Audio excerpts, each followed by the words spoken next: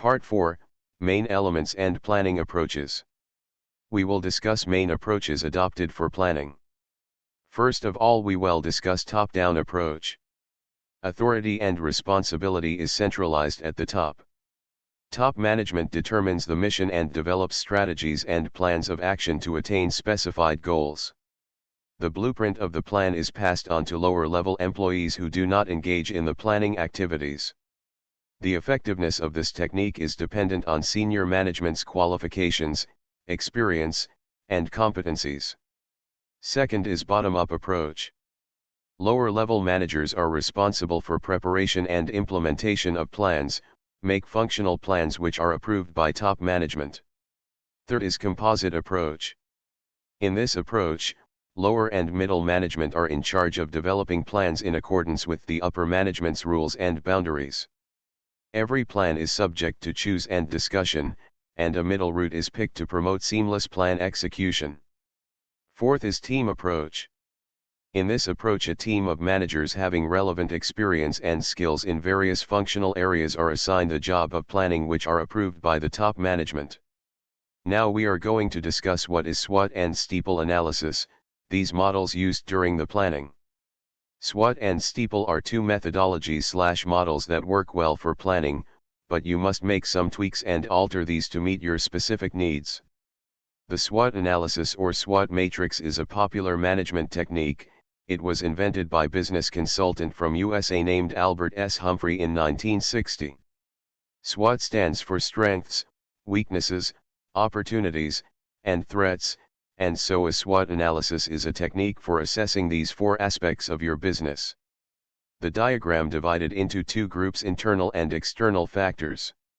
Internal factors are strengths, weaknesses, and external factors are opportunities, threats.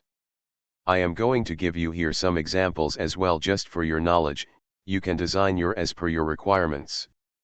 The organization's strengths can be low administration cost, shorter lead time, benefits of economics of scale, buyer negotiation power for better pricing, good collaboration.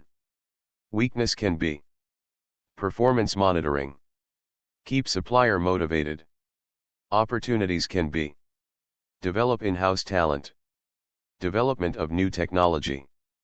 Threats can be risk of production loss in case of non-performance of supplier, equipment performance warranty. The above diagram directs to capitalize on your strengths, fix your weaknesses, grab fresh opportunities, and limit risks. Before implementing any new plan, conduct a SWOT analysis to analyze organization's situation. Use a SWOT matrix to guide study and to keep track of your thoughts. Avoid developing long lists of ideas. Be as descriptive as possible and be honest about your shortcomings. Be realistic, strict, and prioritize your ideas so that you may spend time and money on the most important and effective activities and solutions. Use additional techniques in addition to SWOT analysis. Collaborate with a cross-functional team of employees. This will aid in the discovery of a more accurate and honest image. Determine what works well and what doesn't. Consider where you want to go, how you want to get there, and what can stand in your way. STEEPLE analysis. The word is abbreviation of S for social, T for technology, E for economical, E for environment, P for political, L for legal, E for ethical. STEEPLE analysis, also known as PEST, PESTLE, PESTEL, PESTLIDE, SLEPT and long PESTLE. It's very popular method for analysis of macro environment. The word STEEPLE is group of actives which are tabulated in table. Now we will learn about each activity.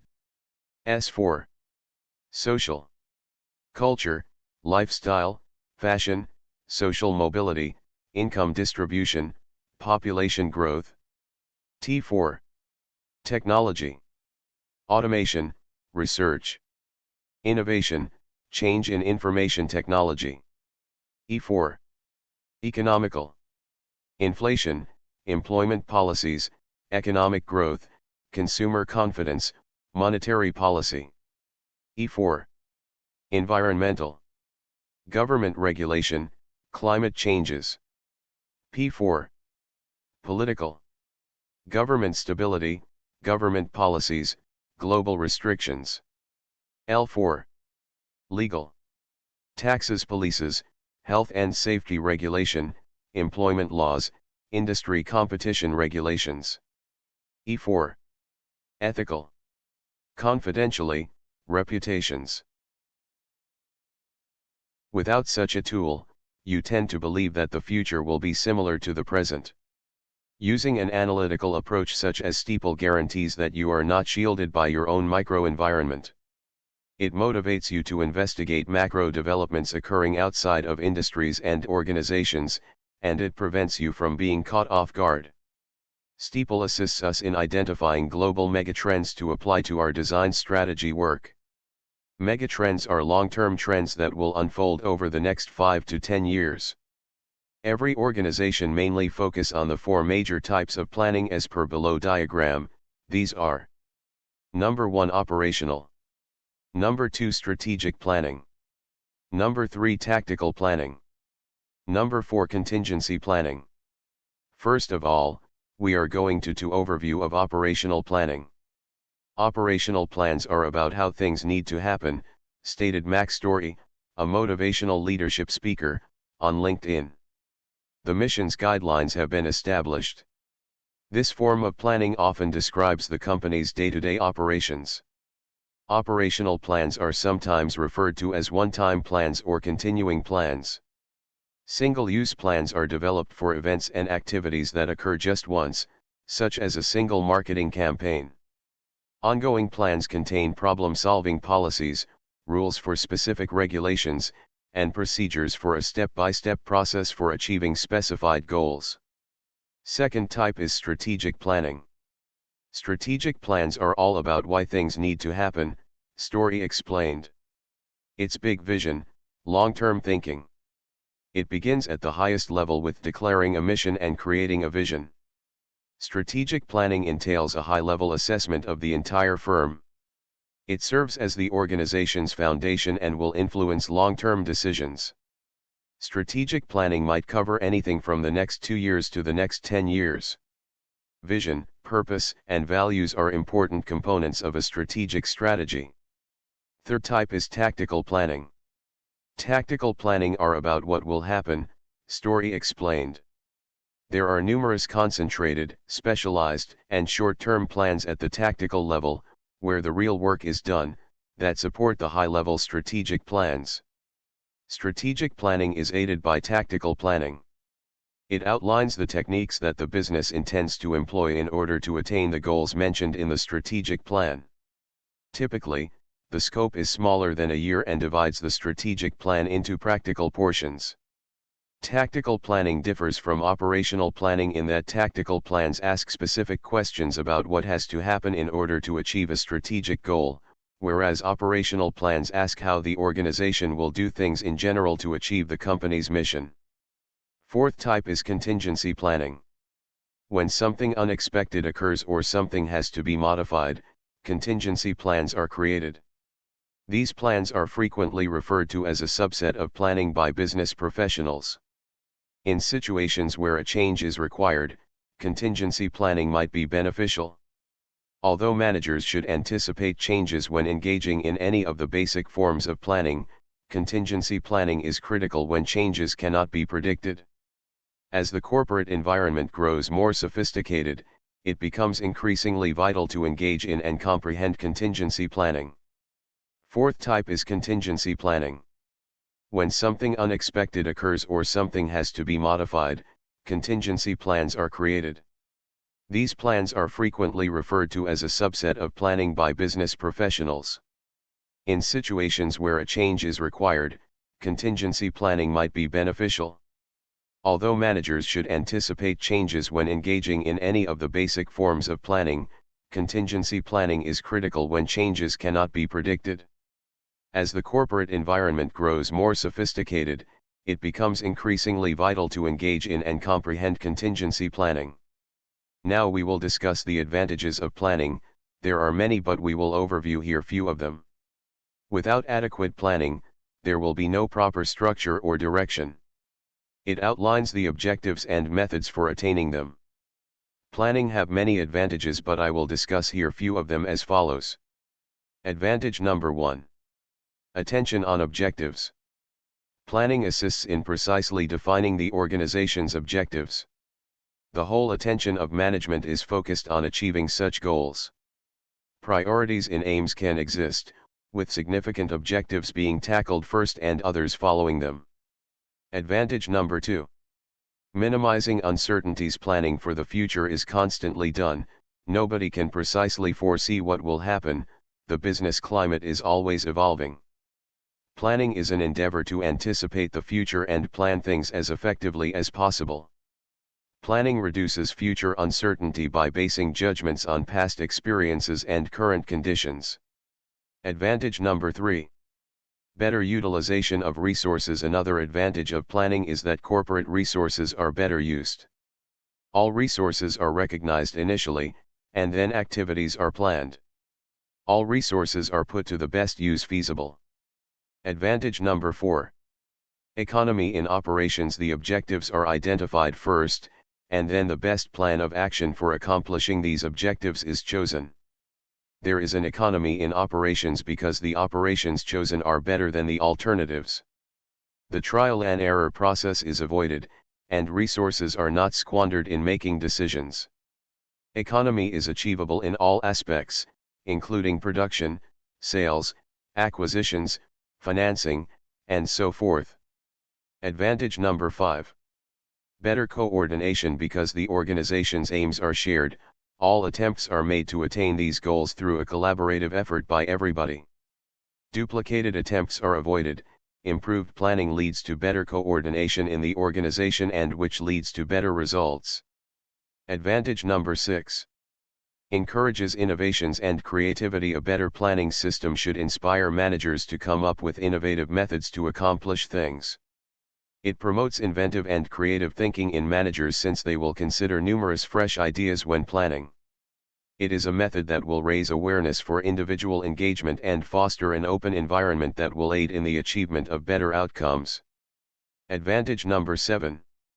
Management by exception. Possible management by exception implies that management should not be involved in all activities. If everything is going well, there should be no cause for concern, and management should only act when things are not going as planned. Planning establishes the organization's objectives, and all efforts should be made to attain these objectives. Management should only intervene when things aren't going smoothly. Managers are given more time to plan activities after the implementation of management by exception, rather than wasting time directing day-to-day activity. Advantage number 8. Facilitates control. Planning and control are inextricably linked and helps in the establishment of objectives and performance criteria. This will allow management to evaluate subordinates' performance. Performance deviations can be corrected as soon as possible by using corrective actions. Advantage number 9. Facilitates delegation. Delegation of authorities is enabled throughout the planning process. Different people have defined aims. They will need the necessary permission to clone the items. The planning process facilitates delegation of authority. Now we will discuss the disadvantages of planning. There are many, but we will overview here few of them. Without adequate planning, there will be no proper structure or direction.